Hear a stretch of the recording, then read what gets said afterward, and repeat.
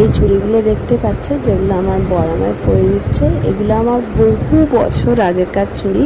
আমার বর আমায় গিফট দিয়েছিল আমাকে। তো টোটাল এইটাতে সেট, একটা চুড়ির সেট, এটা 6খানা সেট আছে। আর এই চুড়িগুলো অনেক দিন ধরে রাখা আছে, বহুকাল পরি না।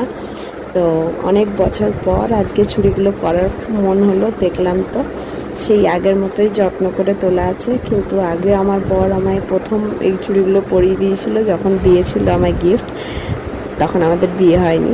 তো বহু আগেকার কথা বলছি। সেই মানে চুড়ি পরাতে পরাতে এইভাবেই ও আমায় চুড়ি পরিয়ে দিত।